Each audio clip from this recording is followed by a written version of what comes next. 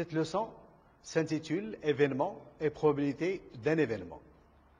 C'est une continuation logique des deux premières leçons, parce que dans la première, nous avions déjà évoqué la variabilité des données et nous avions dit que notre objectif dans la suite, c'était de maîtriser en quelque sorte cette variabilité. Dans la deuxième leçon, nous avions parlé des fréquences des événements et nous allons voir ici comment, sur la base de ces fréquences, nous allons bâtir une nouvelle notion que nous allons appeler probabilité d'un événement. Alors, tout d'abord, nous allons commencer par faire une petite introduction. Et par la suite, nous allons parler de la probabilité d'un événement, mais dans un premier temps, pour le cas discret.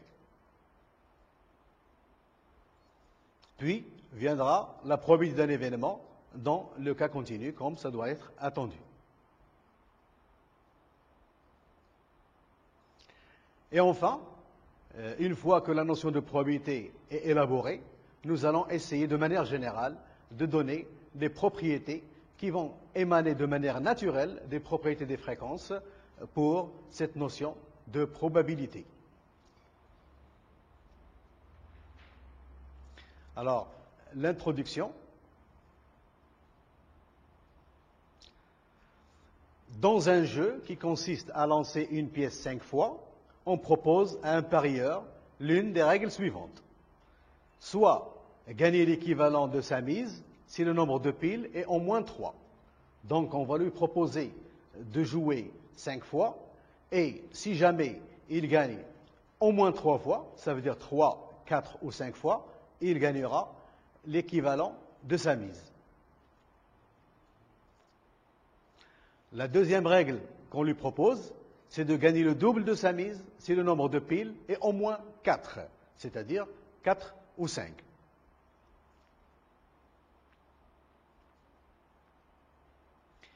Il est évident que les chances d'apparition d'au moins 3 piles sont plus élevées que celles d'apparition d'au moins 4 piles.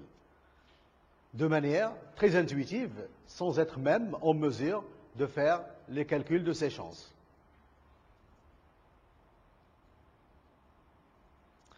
Par contre, il n'est pas évident de dire laquelle des deux règles de jeu proposées à ce parieur est la plus favorable.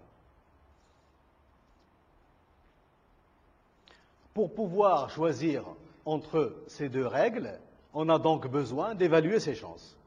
Dans ce but, le joueur décide de faire un essai tout seul et jouer sans pari plusieurs fois, disons 50 fois.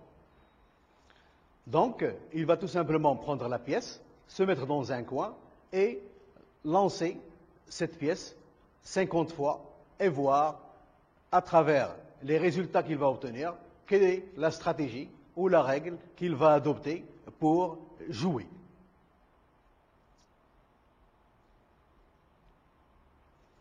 Alors, voici les résultats qu'il obtient dans ces 50 lancés. Il obtient donc les résultats qui sont représentés dans le tableau suivant. Le nombre de piles, 0, ça veut dire que dans les 50 lancés, il n'a obtenu aucun pile. Et dans ce cas-là, c'était 8 fois sur les 50 fois jouées. Pour une fois pile, c'est 5 fois sur 50. 2 fois pile, c'est 10 fois sur 50. 3 fois pile, c'est 13 sur 50. Et 4 fois pile, c'est 8 sur 50. Et 5 fois pile, c'est 6 sur 50. Donc, voilà les données qu'il doit examiner pour pouvoir se décider et trancher pour quelle règle de jeu il doit opter.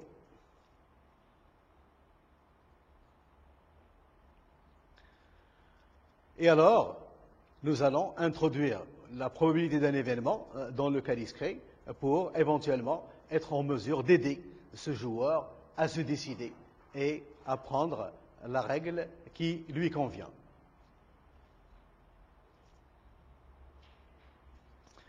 Avant d'examiner les résultats dans le tableau, on a besoin d'introduire la notion d'événement et de sa fréquence. Ceci sera fait dans le cadre toujours de cet exemple.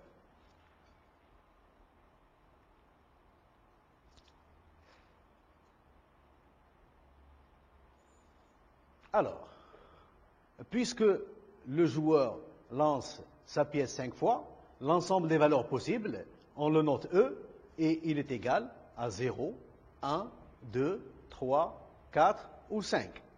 Cet ensemble E est dit espace fondamental. Tout ce ensemble de cet espace est dit événement. Donc, un événement est tout simplement un sous-ensemble de l'ensemble E pour ce qui concerne cette expérience. Alors, le singleton 2, par exemple, constitue ce qu'on appelle un événement élémentaire. Et alors, un événement élémentaire, c'est n'importe quel singleton qui est constitué par 0, 1, 2, 3, 4 ou 5.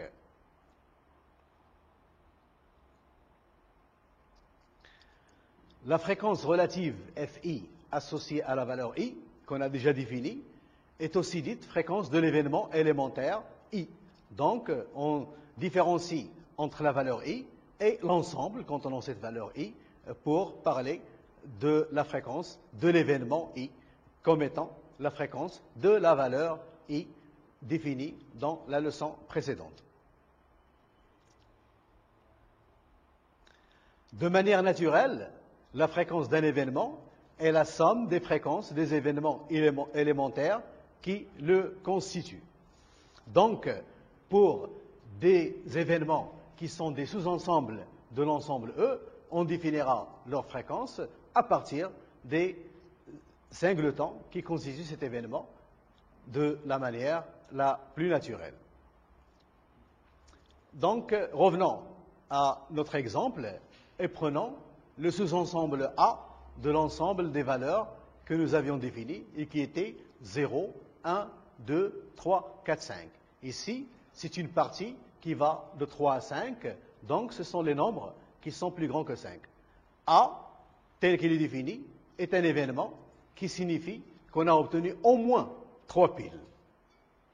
Au moins 3 piles, ça veut dire qu'on a obtenu 3, 4 ou 5 piles parmi nos 5 lancés. Sa fréquence, telle qu'on l'a proposée, sera définie comme étant FA est égal à F3 plus F4 plus F5. Ça veut dire la fréquence du singleton 3 plus la fréquence du singleton 4 plus la fréquence du singleton 5. Un autre événement, c'est l'événement B, qui est défini par 0, 1 ou 2. Cet événement est dit événement complémentaire de A, et sa fréquence, elle est définie comme étant f de B est égal à 1 moins f de A. C'est une définition naturelle dans la mesure où la fréquence de l'événement total oméga que nous avions défini tout à l'heure, qu'on avait appelé espace fondamental, c'est 1. Et f de A plus f de B s'additionne pour retrouver 1, donc la fréquence de oméga tout entier. Alors, un mot sur cet ensemble B, puisqu'il est constitué par 0, 1 et 2, ça veut tout simplement dire qu'on obtient au plus 2 piles. Au plus 2 piles. Donc, si celui-là était au moins 3 piles, celui-ci est au plus 2 piles.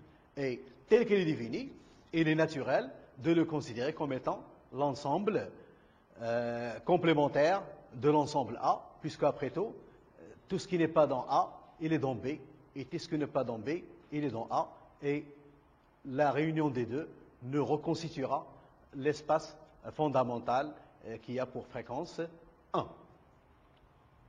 C'est-à-dire l'effectif total divisé par l'effectif total. Alors, dans notre exemple, nous pouvons maintenant calculer f de A. Il est égal à 13 sur 50, plus 8 sur 50, plus 6 sur 50, et le total, c'est 27 sur 50. 13 sur 50, c'est la fréquence de 3. Donc, on a observé 13 fois pile, 3 fois pile, et 8 sur 50, c'est la fréquence de 4. Donc, on a observé 8 fois 3 piles parmi nos 5 lancés, et 6 sur 50, c'est le nombre de fois qu'on a observé 6 faces, 5 faces sur 5 dans nos 50 lancés. Donc, la fréquence est 27 sur 50.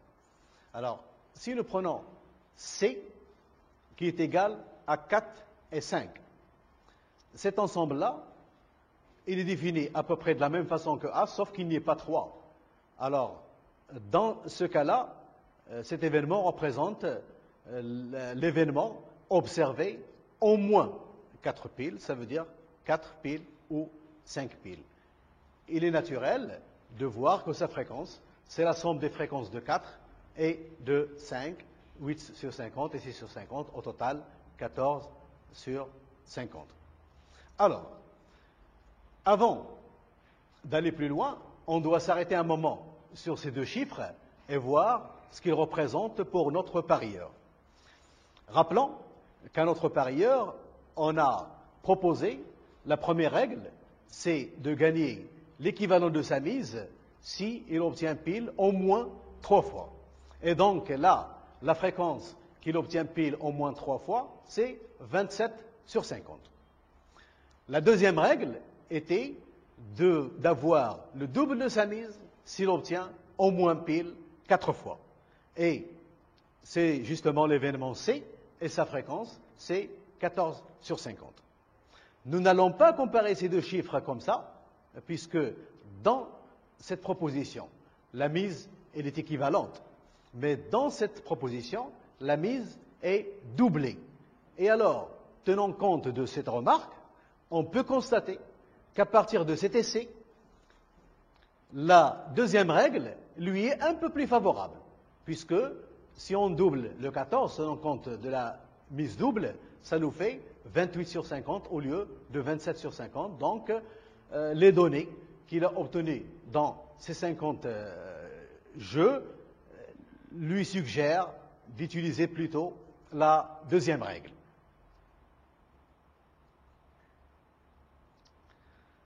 Alors,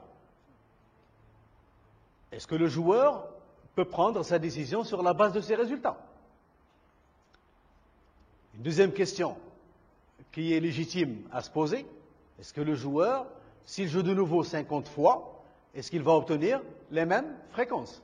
Et la deuxième règle lui reste toujours favorable.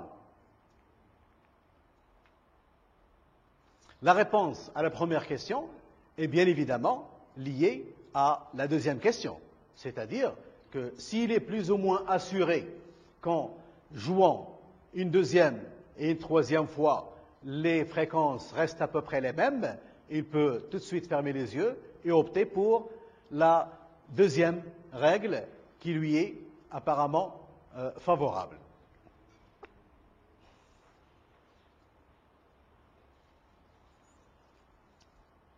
Alors, dans le même contexte, on peut se poser la question si la fréquence de l'événement 1, par exemple, variera avec la répétition de l'expérience. Et la question qui se pose pour l'événement 1 se pose pour les différents événements qu'on a qualifiés d'élémentaires. Et donc, est-ce qu'ils vont garder la même fréquence d'une expérience à l'autre? Si on peut avoir l'assurance que ceci peut se produire, eh bien, je crois que l'expérience que notre parieur a fait serait suffisante pour qu'il puisse se décider.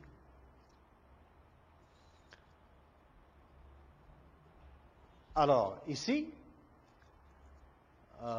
on se propose de regarder ce qui se passe quand 50 est remplacé par un nombre de plus en plus grand. Eh bien, cette fréquence aura tendance à se stabiliser autour d'une valeur limite dont on supposera l'existence. Qu'est-ce que ça veut dire, ça?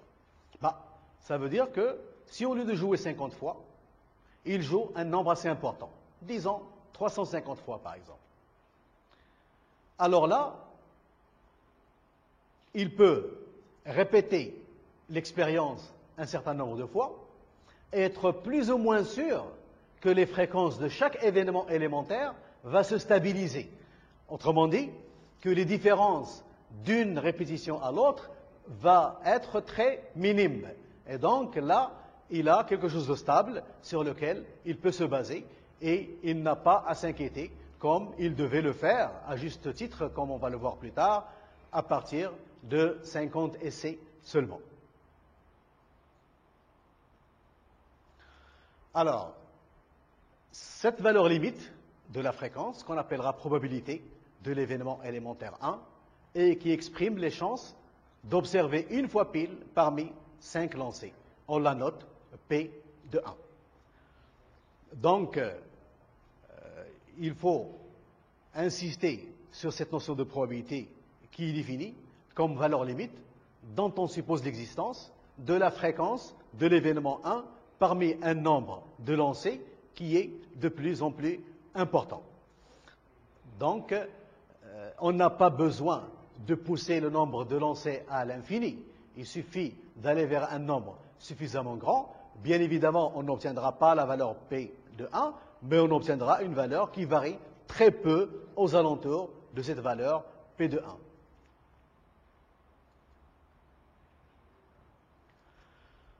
Alors, si nous revenons aux événements qui nous intéressent pour la stratégie de jeu de notre parieur. Le A est naturellement de probabilité P de A, qui est égal à P de 3 plus P de 4 plus P de 5. Ceci est tout à fait naturel de la propriété qui était vérifiée par les fréquences, puisque nous avions dit que la fréquence de A était la somme des fréquences, mais comme la fréquence de chaque événement élémentaire va tendre vers la probabilité de cet événement, il est tout à fait naturel de retrouver à la fin que la probabilité de A, c'est la somme des probabilités des événements élémentaires qui constituent cet événement A. Alors, pour le moment, les choses ne sont pas suffisamment développées pour qu'on puisse calculer ces chances, mais on verra plus tard que la probabilité de gagner avec la première règle est 8 sur 16, c'est-à-dire 50%, alors que celle de gagner avec la deuxième est 3 sur 16. Tenant toujours compte de la double de la mise, on se rend compte que finalement, de manière assez précise, la deuxième règle n'est pas si favorable à notre joueur. Et donc, c'est plutôt la première règle qu'on va lui suggérer. Alors, pourquoi? Toujours comme pour les fréquences, tout à l'heure, quand on avait doublé le numérateur de la fréquence, c'était plus grand que le numérateur de la fréquence ici. Alors que là, c'est 6 au lieu de 8. Et donc, finalement, c'est la première stratégie qui est favorable et qu'il doit utiliser pour, finalement, jouer et gagner plus. Une petite remarque avant d'aller plus loin. Le 8 sur 16, c'est en fait un demi. C'est 50%. Donc, ce joueur ne doit pas se leurrer. Les chances ne sont pas de son côté. Il est en train de jouer un jeu équitable, tout simplement. Et que le deuxième jeu n'est pas un jeu équitable, il est plutôt contre lui. Il est en sa défaveur. Donc, c'est quelque chose de très important. Il faut qu'il soit conscient que même s'il opte pour la première stratégie qui est mieux pour lui, ce n'est qu'un jeu équitable. Donc, il a autant de chances de gagner que de perdre.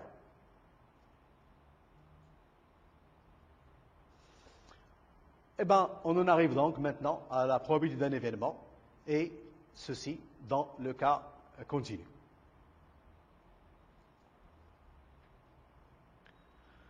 Alors, pour généraliser la notion de probabilité au cas continu, on considère l'exemple suivant. Une expérience consiste à mesurer la longueur L d'une table. Donc, nous avons une table qui a une certaine longueur. Bien évidemment, cette longueur, c'est un nombre fixe, mais personne ne peut le connaître. Même pas le menuisier qui a fabriqué cette table, parce que ce menuisier n'a fait qu'approcher cette longueur par un instrument de mesure. Et donc, nous, pour retrouver cette longueur de la table, on fera la même chose, et donc on est exposé à des incertitudes, et nous n'aurons jamais la vraie longueur de cette table. Alors, bien évidemment, on va approcher la longueur de cette table à travers un certain nombre de mesures. Nous avions déjà expliqué qu'une seule mesure n'est pas suffisante. Donc nous allons faire une série de mesures. Mais on peut supposer que l'ensemble des valeurs possibles d'une mesure, avant sa réalisation, est un intervalle I contenant L. Pourquoi un intervalle? Tout simplement parce que plus la mesure est répétée, plus il y a un balayage d'un intervalle. Alors, en théorie, un événement est tout sous-ensemble de I, comme on l'avait dit dans le cas précédent. Je vous rappelle que dans le cas discret, nous avions formé l'espace fondamental et nous avions dit que tout sous-ensemble de cet espace était un événement. Mais, comme on l'a déjà vu aussi dans le chapitre précédent, la valeur relevée d'une mesure représente en fait un intervalle, et ceci en raison de l'arrondi de la mesure. Donc, l'ensemble des valeurs possibles d'une mesure est un intervalle, et pour chaque mesure, la valeur observée ne représente en fait qu'un petit intervalle dans cet intervalle.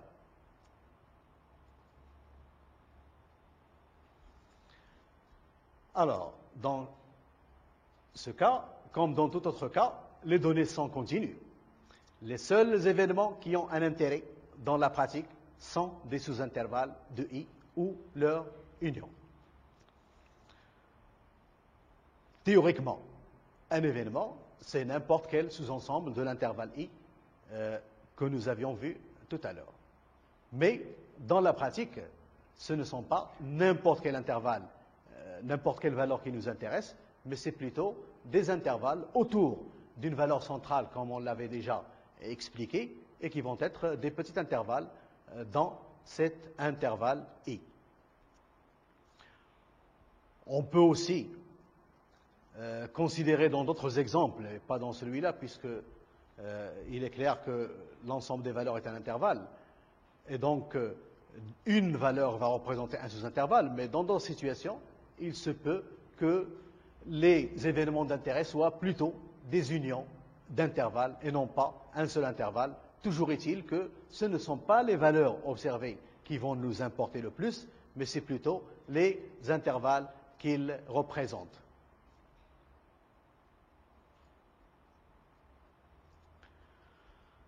Alors, comme dans le cas discret, on décide de réaliser n mesures. Et on considère, pour un intervalle J, sa fréquence relative notée f indice J. Donc, si, dans le cas discret, on s'est attaché aux événements élémentaires, et on a défini leur fréquence, et à partir de là, on a défini les fréquences de toute union de ces événements élémentaires, donc de tout événement, ici, les choses vont se présenter un petit peu différemment. Nous allons, dès le départ, parler de la fréquence d'un intervalle. Et, de la même façon que dans le cas discret, on va s'attendre à ce que cette fréquence devient de plus en plus stable quand n augmente, c'est-à-dire le nombre de répétitions de la mesure. Prenons un exemple. Si, à première vue, je considère que ma table a une longueur plus ou moins aux alentours de 80 cm, une mesure faite et répétée aura des chances de trouver d'avoir des valeurs aux alentours de 80, pas exactement 80, un peu plus ou un peu moins. Bien évidemment, si on n'a aucune intention de tricher, si on travaille de la manière la plus honnête possible, selon une mesure ou une autre, on aura des sous-estimations de la vraie longueur et des surestimations de la vraie longueur. Alors, ayant défini cet intervalle, qui est aux alentours d'une valeur centrale relevée, nous pouvons définir sa fréquence comme étant l'ensemble des valeurs possibles parmi les n mesures qui sont dans cet intervalle, divisé par l'ensemble des valeurs totales. Et alors, si le nombre n de mesures est assez important, on doit s'attendre, comme dans le cas discret, que d'une répétition à l'autre, d'une série de mesures, bien sûr, et non pas d'une mesure. Donc l'expérience, au départ, consiste à faire une série de mesures. Donc si cette série de mesures a un nombre important de mesures, et si on la refait une deuxième fois, la fréquence d'un intervalle J sera plus ou moins stable, c'est-à-dire il variera relativement peu par rapport à une valeur limite à laquelle on doit s'attendre. Encore une fois, comme dans le cas discret, on définira la probabilité de l'intervalle J, qu'on va noter aussi P de J, par la valeur limite de la fréquence relative f indice J, quand le nombre n des valeurs observées, nombre de mesures dans cet exemple, devient de plus en plus grand.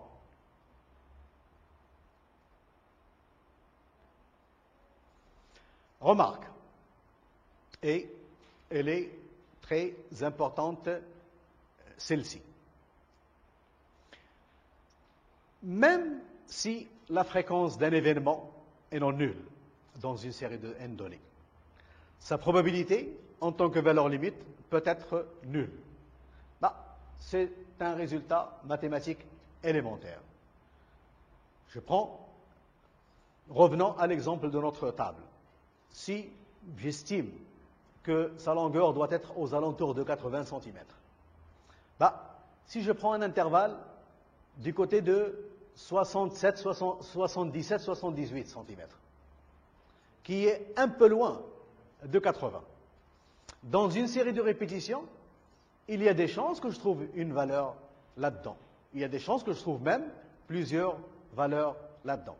Mais plus je continue à mesurer, plus les valeurs observées sont de l'autre côté, sont assez loin de cet intervalle et plutôt du côté de 80. Qu'est-ce qui va se passer? Ce qui va se passer, c'est que ma fréquence, qui est un rapport entre le nombre de valeurs observées et le nombre total de mesures, va être emmenée vers 0 par le dénominateur, bien qu'il y ait un numérateur qui n'est pas nul. Donc, il ne faut pas croire que c'est paradoxal. Un événement peut avoir une probabilité nulle, mais il peut tout de même, dans une expérience, se produire. On parlera d'un événement improbable et non pas d'un événement impossible. Donc, il est clair que pour un événement de probabilité nulle, tel qu'on a construit la probabilité ici à partir des fréquences, ça ne veut pas dire que sa fréquence est nulle, ça ne veut pas dire qu'il ne va jamais se produire. Alors, maintenant qu'on a défini la notion de probabilité à partir d'un événement, nous allons essayer de regarder de plus près les propriétés que définit cette probabilité.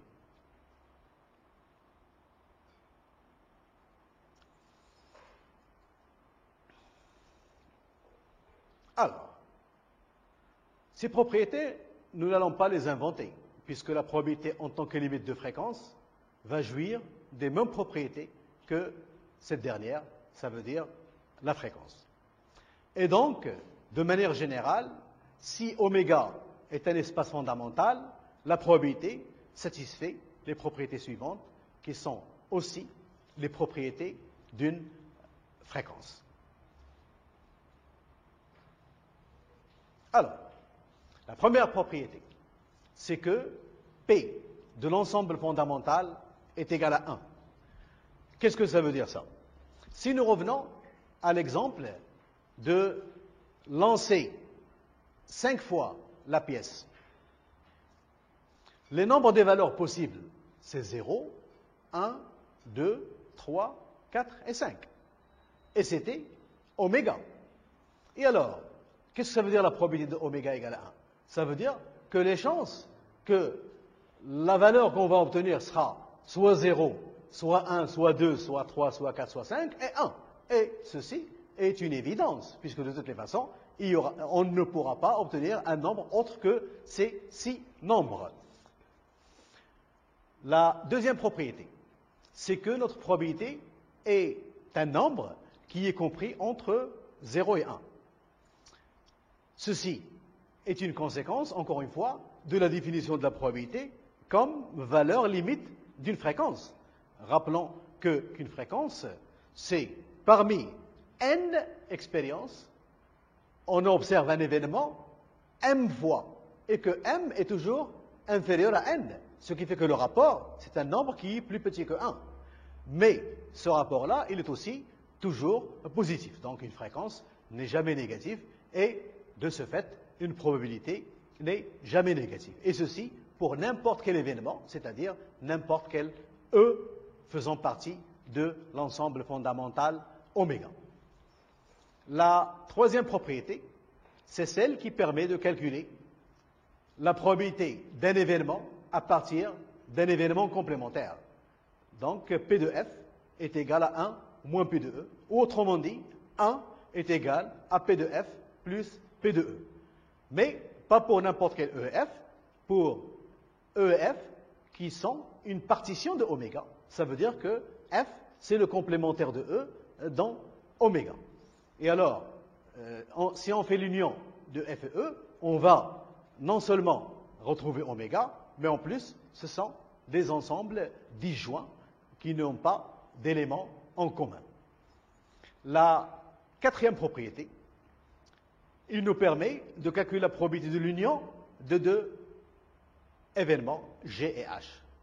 Cette probabilité est calculée comme étant d'abord la somme de probabilités de G et de H. Mais ce n'est pas pour n'importe quel couple d'événements G et H. C'est vrai uniquement pour des événements disjoints ou aussi dits incompatibles. Disjoints, ça veut dire qu'ils n'ont rien en commun. Maintenant, si les événements ne sont pas disjoints, on a la formule suivante. Nous avons la probabilité que G union H, c'est la probabilité qu'on a G plus la probabilité qu'on a H, d'où il faut soustraire la probabilité de l'intersection. Bon, bien évidemment, quand on parle d'union et d'intersection, les choses semblent plus ou moins logiques puisqu'on parle d'ensemble. Mais pour ce qui est des événements, l'union signifiera toujours le ou. Donc quand je dis G union H comme événement, c'est l'apparition de G ou l'apparition de H.